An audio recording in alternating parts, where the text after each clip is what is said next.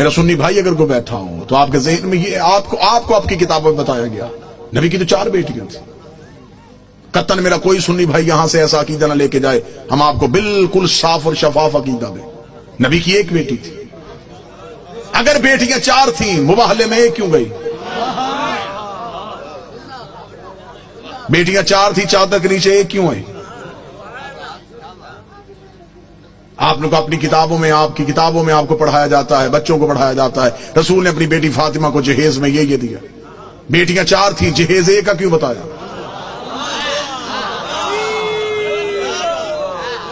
اچھا جو میرے سنی بھائی بیٹھے ہوں مجھے بول کے بتا دینا، اگر بیٹیاں 4 ہیں تو باقی بیٹیوں کی اولاد کہاں ہے؟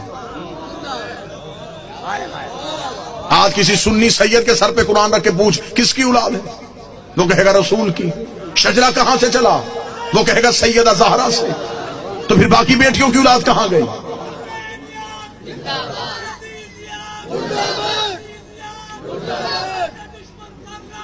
بیش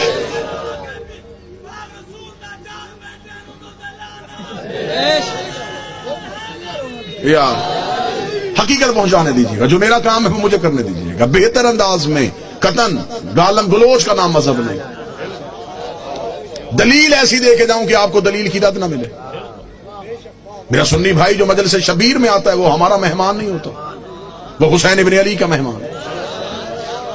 حسین کے مہمان کا دل دکھانا ہمارا شیوا ہے ہی نہیں. آپ مجلسوں میں ہماری وجہ سے نہیں آئے، آپ حسین ابن علی کی وجہ سے. ہم کبھی بھی اپنے مجلس کے اشتہار میں نہیں لکھتے کہ صرف شیعہ ہیں. مسجدوں کے دروازے پہ لکھا ہوتا ہے فلاں فرقے کی مسجد. حسین کی کسی مجلس میں نہیں لکھا جاتا یہاں ہندو آئے، یہاں سکھ آئے، یہاں عیسائی آئے. حسین کا دربار سب کے لیے، حسین ہر کسی کا محسن ہے. دروازے پہ حالات کی وجہ سے ہمارے نوجوان کھڑے ہو جاتے ہیں، وہ بھی جسموں کی تلاشیاں لیتے ہیں، عقیدوں کی نہیں لیتے.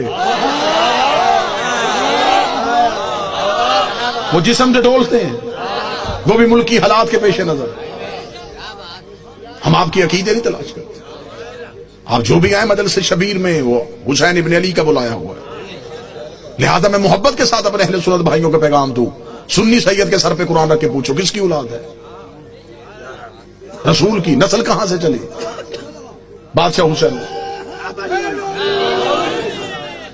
جناب سیدہ سے جا کے شجرہ ملایا، باقی بیٹیوں کی اولاد کہاں ہے؟ مجھے بادشاہ حسین کی عزت کے سمے تمہارا مہمان ہوں. جس مورخ نے 4 بیٹیاں لکھی تھی وہ نواز سے بھی 8 لکھ سکتا تھا، لیکن اس نے یہ کاغذ قلم یہ کہہ کے پھینک دیا. اس نے کہا بیٹیاں 4 لکھوا دی ہیں، نوازوں کے نام نہ لکھوانا. نام تو لکھ دوں گا، محمد کے کاندھوں پہ کیسے بٹھاؤں گا؟ نام تو لکھ دوں گا، سجدے میں رسول کی پشت پہ کیسے بٹھاؤں گا؟ پھر کوئی مورخ پوچھ لے گا یہ کیسا نبی تھا جو 1 بیٹی کے بیٹے تو اٹھاتا رہا.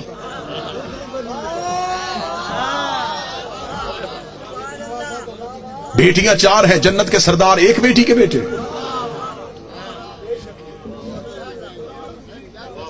اللہ نے قرآن میں حکم دیا میرا حبیب اپنی قریبیوں کو ان کا حق دو.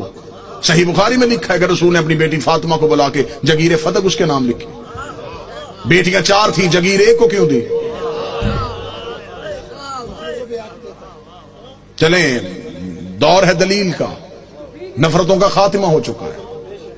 کثیر تعداد میں دوسرے مسالک کے لوگ مجلسوں میں آتے ہیں. میں آپ کو بڑی محبت کے ساتھ پیغام دینا چاہوں گا. اگر آپ کہتے ہیں نبی کی بیٹیاں 4 ہیں، آج سے اسی لمحے سے ریسرچ شروع کیجئے گا.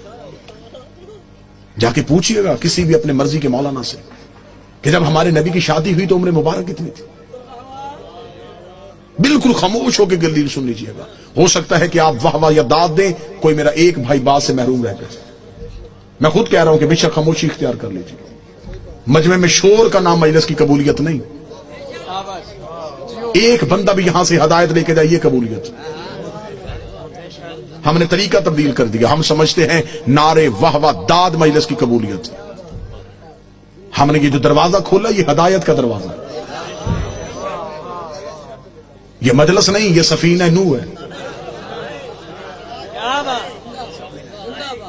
ہمیں دیکھنا ہے کہ کون ہے جو نجات کی کشتی پہ بیٹھ رہا ہے؟ جتنے میرے سنی بھائی بیٹھے ہیں، نوٹ کر سکو نوٹ کرنا، بعد میں پوچھنا چاہو بعد میں پوچھنا، فون کر کے لکھوانا چاہو پوچھ لینا۔ شادی ہوئی نبی کی تو عمر مبارک کتنی تھی؟ 25 سال۔ اب آپ اپنے علماء سے پوچھئے گا نبی نے اعلان نبوت کب کیا تھا؟ وہ کہیں گے 40 سال کی عمر۔ 25 سال سے پہلے شادی ثابت نہیں۔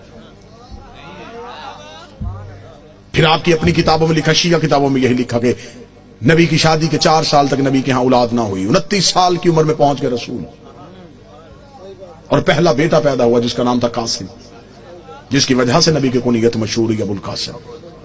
ٹھیک ہو گیا؟ پوری توجہ کے ساتھ سنیے گا، 25 سال سے پہلے شادی نہیں، 29 سال سے پہلے اولاد ثابت نہیں۔ پھر سنی عقیدے کے مطابق نبی نے 40 سال کی عمر میں اعلان نبوت کیا، شیعہ عقیدے کے مطابق 40 سال کے بعد اظہار کیا، نبی پہلے دن سے نبی تھے۔ میں دونوں عقیدے پڑھ رہا ہوں، دونوں عقیدے پڑھ رہا ہوں۔ سنی عقیدہ ہے 40 سال کے بعد بنی ہے، ہمارا عقیدہ ہے پہلے دن سے نبی تھے۔ چلے ٹھیک ہے، سنی بھائیوں کا عقیدہ 40 سال کے بعد اعلان نبوت کیا۔ پھر سنی کتابوں میں لکھا ہوا ہے کہ نبی نے اعلان نبوت سے 5 سال قبل اپنی 3 بیٹیوں کا عقد معاذ اللہ ثم معاذ اللہ خاک مدہن 3 مشرکوں سے کروایا ہوا تھا۔ جب آپ اپنے علماء سے دلیل پوچھیں گے تو وہ کہیں گے اس لیے کہ اس وقت وہ خود نبی نہیں تھے، نبی بنے 40 سال کے بعد، تو پھر ان مشرکوں کے گھروں سے بیٹیوں کو واپس بلا لیا۔ اب میرا سنی بھائی، مر جانا ہے، سانسوں کا یقین کوئی نہیں، لمحوں کا اعتبار کوئی نہیں، قبر کی 4 دیواریں کچی ہیں، کفن میں جیب نہیں ہوتی، قبر میں الماری نہیں ہوتی، فرشتے رشوت نہیں لیتے، مولوی قبر میں چھوڑ کے واپس آ جاتا ہے۔ اپنی سانسوں کو ایک لمحے کے لیے یہاں روک کے گفتگو سنیں۔ 25 سال سے پہلے شادی ثابت نہیں، 40 سال کی عمر میں اعلان نبوت کیا۔ 25 اور 40 کے درمیان کتنے سال؟ 15 سال۔ 5 سال تک اولاد نہیں ہوئی، 15 میں سے 4 نکل گئے، 11 سال۔ 5 سال تک آپ کی کتابوں میں لکھا ہے 5 سال پہلے نبی نے شادیاں کر لی تھی، تو پھر 11 میں سے اور 5 نکال دو، 6 سال۔ کس مذہب میں ہے کہ 6 سال میں 3 بیٹیاں پیدا بھی ہو گئیں، جوان بھی ہو گئیں اور شادیاں بھی ہو گئیں؟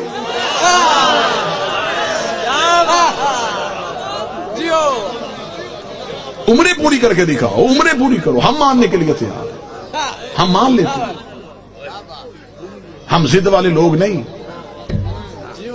کہ کیسے ہو سکتا ہے کہ کوئی نبی کی اولاد ہو اور ہم انکار کریں۔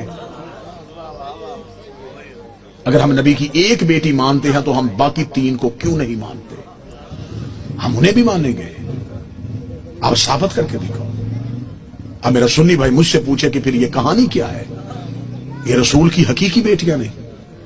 رسالت مآب کا پہلا عقد ہوا تھا ملکۃ العرب جناب خدیجہ سے۔ جناب خدیجہ عرب کی رئیسہ خاتون تھی، بی بی خدیجہ کی ایک بہن تھی حالہ بنت وہب۔ یہ 3 بیٹیاں جناب حالہ کی تھی جو جناب خدیجہ کے گھر میں پرورش پا رہی تھی۔ جب بی بی خدیجہ کا عقد ہمارے نبی سے ہوا تو بی بی خدیجہ نے نبی سے اجازت مانگی کہ میرے گھر میں 3 یتیم بچیاں پل رہی ہیں، اگر آپ اجازت دے تو میں انہیں ساتھ لے کے آؤں۔ رسول نے انہیں اپنے گھر بلوا لیا، پھر یہ رسول کے گھر میں آئی، پھر ان کو یتیم پالنے کا ہنر ایسا آتا تھا۔